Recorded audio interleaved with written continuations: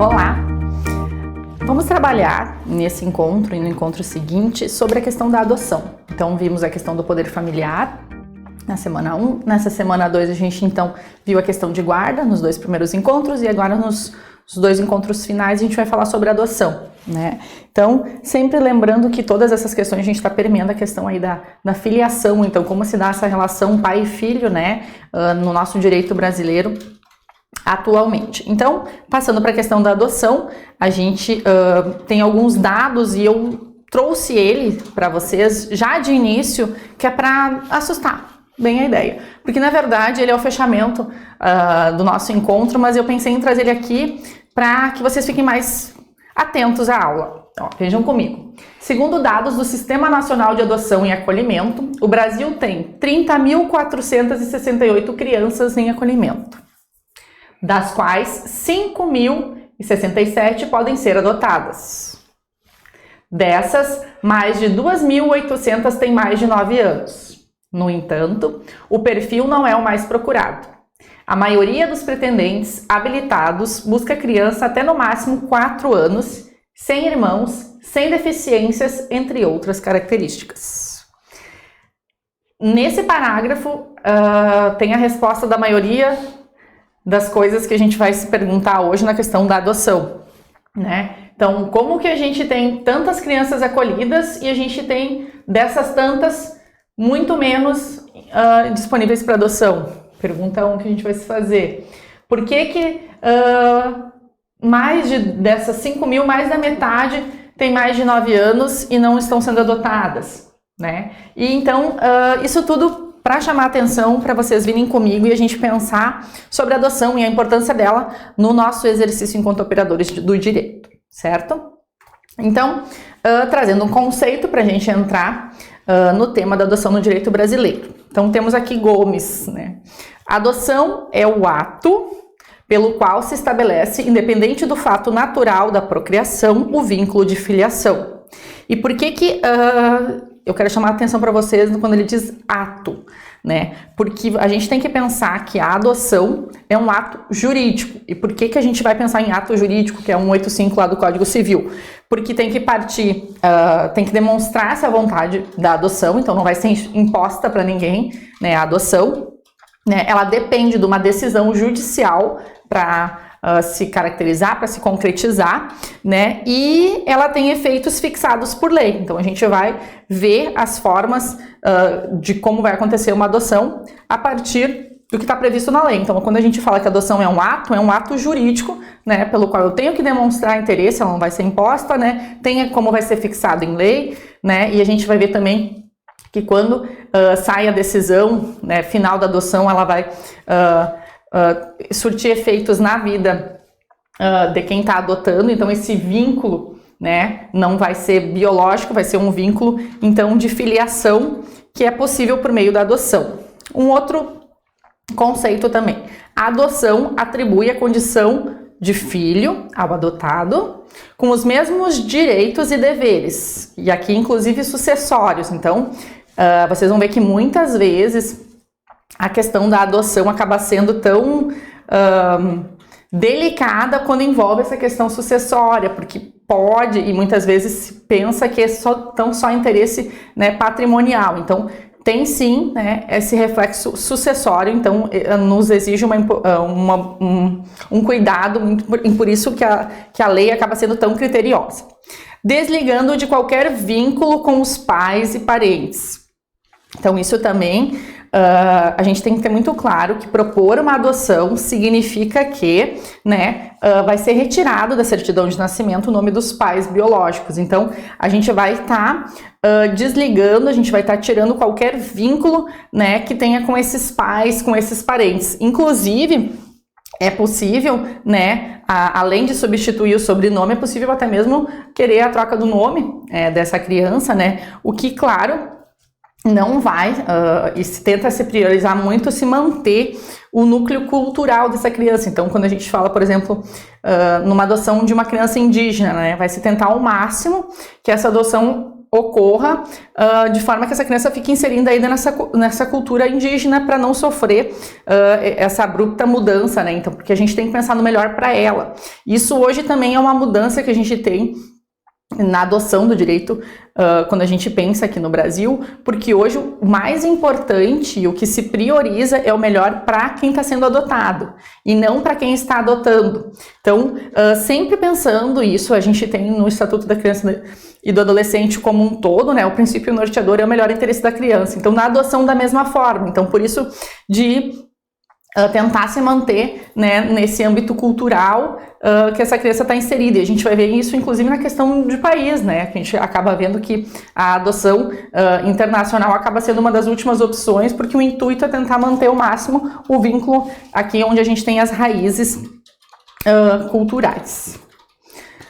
Onde nós temos previsto, né, a questão da lei da adoção, então a legislação, os doutrinadores criticam que, inclusive, Tartucci vem dizer que é uma colcha de retalhos hoje, quando a gente fala em adoção, porque a gente já teve N previsões sobre isso, e hoje, então, aqui prevalece a Lei Nacional da Adoção, que é a 12.010 de 2009, né, que, inclusive, então, veio dar uma redação nova para o Código Civil, no 1618 e 1619. E o Estatuto da Criança e do Adolescente, que regula a adoção de crianças e adolescentes. Então, para a gente ter claro que quando a gente vai estar falando em criança e adolescente, a gente vai se socorrer, a gente vai se valer para fundamentar o nosso pedido com base no ECA. E quando a gente falar em adoção de maiores de idade, então a gente vai estar se socorrendo ao Código Civil, né? Então, só para diferenciarmos essas possibilidades. Sabendo então que nós temos a adoção que visa o melhor interesse da criança. Quais são os tipos de adoção que nós temos hoje no direito brasileiro? Tá? Nós contamos hoje com a adoção unilateral, nós contamos com adoção conjunta ou cumulativa e adoção pós-mortem. Temos também a possibilidade, a gente vai ver nos outros ainda, a consentida, a simulada, ou como conhecem como a brasileira. Então, o que seria a adoção unilateral, como o próprio nome já sugere, né? Ela vai ser feita por uma única pessoa, que a gente pode estar pensando aqui numa pessoa solteira, num divorciado, né? Ou muitas vezes alguém promoveu a adoção e depois estabeleceu, se casou, ou enfim, ou está em união estável com outra pessoa, e essa pessoa também quer estar adotando, né, esse filho que já foi adotado por essa nova companheira, essa nova esposa. Temos como adoção conjunta ou cumulativa, que pode ser simultânea ou sucessiva. Então aqui a gente vai estar falando quando é uma adoção que está sendo feita por um casal, hétero ou homo, né? A gente não tem nenhuma necessidade de ser de uma forma ou outra, mas o que exige, quando diz casal, é que tem que demonstrar esse instituto do casamento e essa harmonia do casamento. E daí se pergunta muito na doutrina assim, como que a gente vai demonstrar que é um bom casamento, né? Que é assim como eles querem que está tudo bem. Então, além de estar casado, tem que demonstrar que é um casamento saudável para receber uma criança na adoção. Então, isso muitas vezes, então, por meio de psicólogos, a gente pode estar juntando uma declaração, né? Enfim. Então, quando a gente fala em adoção conjunta ou cumulativa, a gente vai estar pensando em casais, certo? Temos também a opção, a possibilidade de adoção pós-mortem. Então, a morte do adotante no curso do processo não extingue a ação de adoção e a sentença vai retroagir seus efeitos na data do óbito do adotante. Então, aqui a gente tem como regra, né, nas previsões legais, que é possível que aconteça uma adoção após a morte desse adotante, né? Mas a lei vem nos dizer que para isso é necessário que se demonstre que tinha esse interesse. Então tem que ficar aprovado, por exemplo, contratou um advogado, assinou procuração, a ação já estava andando, como diz aqui, o processo de adoção em andamento, a pessoa morreu, automaticamente não vai extinguir, né? Se ficar demonstrado que já tinham vínculos, né, que tinha toda essa intenção, então a adoção pode se concretizar, né? Por quê? Porque a gente vai e ver na sequência que quando a gente chega no momento da adoção é porque a gente já passou por todo um processo anterior, né? Que a gente vai ver a questão de, a gente já passou pela habilitação, a gente já passou pelo estágio de convivência, e a adoção, então, é o fechamento desse momento. Então, demonstrando que já houve todos esses passos, né? É possível a gente pensar nessa adoção pós-mortem. É interessante também, como eu deixei no slide, que quando sair a decisão, os efeitos disso vão até a data do óbito desse adotante. Então, legalmente é bem importante a gente ter isso. E no final eu trago uma decisão que normalmente as decisões vêm tumultuar todas as regras, né, que a gente acaba estudando, mas vem mostrar que inclusive até essa questão de demonstrar interesse também pode ser trabalhado. Então sempre pensem assim, enquanto operadores do direito, enfim, enquanto advogados, a gente vai conhecer a regra, saber o que está escrito na lei, mas o nosso trabalho muitas vezes vai ser pedir o contrário do que está escrito ali, porque a gente tem que aliar, né, o que está na lei com o que está nos fatos. Então a gente tentar gerar esse equilíbrio acaba sendo o papel, ao meu ver, do advogado, né, por exemplo, numa das opções de operadores do direito. Tem um ponto que eu quero trazer para vocês, de que em que momento a adoção ela não vai precisar observar a ordem cronológica das pessoas que estão habilitadas, né? Porque quando a gente fala, por exemplo, numa adoção consentida ou na adoção simulada, que são diferentes, tá? Por exemplo, na consentida, a gente vai ter os pais que entregam, né, o seu filho para determinada pessoa, tá? Então, eles vão estar fazendo isso de maneira direta. E daí vocês vão dizer assim, tá, mas como isso daí não é a tal da simulada, a tal da adoção à brasileira? E daí, por isso que eu trago essa previsão que vem dizer que tem determinados momentos que não vai precisar observar a ordem cronológica das pessoas que se habilitaram para adotar. Porque hoje a gente tem da seguinte forma, né, a pessoa que tem interesse em adotar, ela vai se inscrever, ela vai passar por um processo de avaliação, ela tem que judicialmente se submeter a uma avaliação psicológica, ela tem que demonstrar que ela está em condições, né, para adoção. Então se cria por ordem de chegada nesse cadastro, conforme fechar o perfil das crianças. Então se chegou a criança para adoção que está com 8 anos e procura quem foi o primeiro que está lá na lista de adoção, que tem interesse em crianças de 8 anos, então vai sendo por essa ordem cronológica. Mas nessa ação consentida, é possível que a gente não olhe essa ordem cronológica. E aqui a gente tem quais são as formas, né? Então, a possibilidade de não ser observada a ordem cronológica das habilitações nos cadastros, sempre do melhor interesse da criança. Não se tratar de adoção unilateral, quando formulada por parente com quem o adotante já possui vínculo de afinidade e afetividade.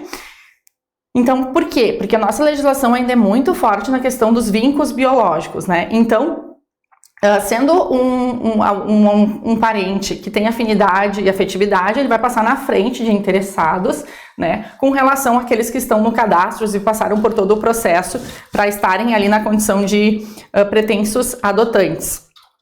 Tá? Temos também, quando formulada por quem, agindo de boa fé, detém a guarda legal ou a tutela da criança maior de 3 anos, já existindo laços de afetividade e afetividade por convivência.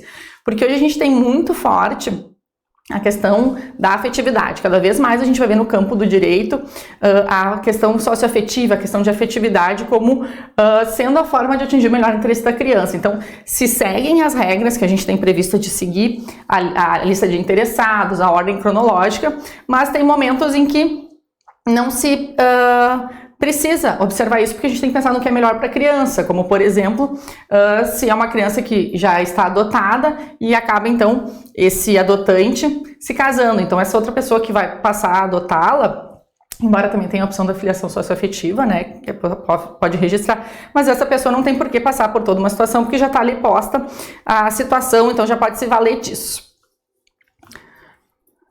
A adoção, então, simulada, ou a brasileira, né, que vem ser diferente dessa consentida, que é uma possibilidade diante da manutenção e da prevalência da manutenção do vínculo biológico. Para a gente lembrar, e embora todos de vocês já saibam, só para a gente ter claro, que é um crime que está no Código Penal, né?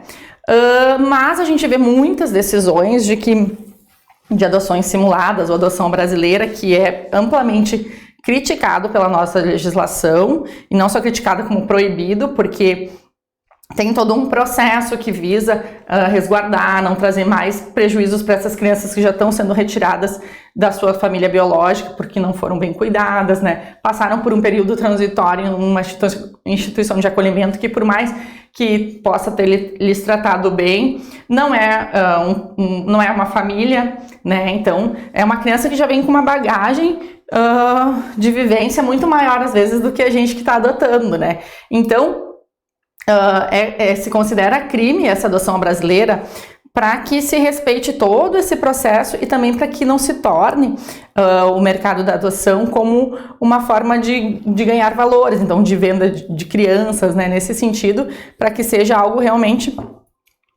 de afetividade. Então, é crime a adoção brasileira? Sim, e como se dá a adoção brasileira? Por que é diferente da consentida? Então, é quando as partes, sem envolver o poder judiciário, né, acabam negociando, então, que essa criança vai passar para outra pessoa, e a pessoa, então, registra essa criança na certidão de nascimento como se fosse seu filho. Então, nega-se o vínculo biológico dos verdadeiros pais e se registra com esses pais. Então, isso é quando a gente fala numa adoção simulada. Então, se simulou que aquela criança era seu filho e se registrou como seu filho, né?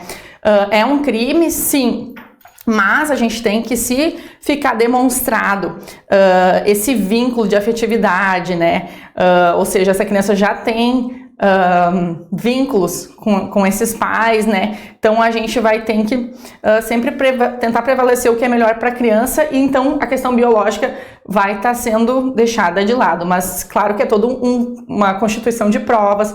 Quando vocês forem ajuizar uma tentativa dessas, vocês não vão ser bem recebidos pelo Poder Judiciário, né, porque é crime, mas a gente conseguindo demonstrar vínculos de afetividade, por exemplo, o processo mais recente que a gente ajuizou pelo escritório, se eu for mostrar para vocês a quantidade de provas, é uma pasta desse tamanho, porque a gente juntou fotos de todos os aniversários, a gente juntou fotos de toda a convivência para demonstrar esse vínculo, né, a gente também vem demonstrando que a mãe não tinha condições, né, não queria isso, então o bem que se fez para essa criança, né, quando se aceitou esse instituto de criar essa criança, né. Então, para a gente sempre tem que pensar nessa prova da questão socioafetiva, afetividade, que isso acaba sendo muito importante hoje no Poder Judiciário. Então, para a gente pensar quem está apto a adotar, quem poderia estar adotando. Então, eu trouxe para vocês aqui um slide. Então, pessoas maiores de 18 anos. Lembrando que irmãos e avós, em regra, não podem adotar, né, os netos ou os irmãos, porque a legislação se fundamenta de que não são pessoas que muitas vezes são figuras para serem os pais, e sim são os irmãos e sim os avós, porque a gente tem que pensar que quando a gente fala em adoção, a gente está excluindo, né, aqueles pais anteriores. Então, quando um irmão estiver adotando o próprio irmão, tu vai estar excluindo os pais e aquele irmão passa a ser o pai. E da mesma forma o avó, então, os avós. Então, a legislação tem essa regrinha de que não poderia, mas a gente tem decisões de casos pontuais de que isso foi permitido por situações excepcionais, tá? Então a regra é que não poderia.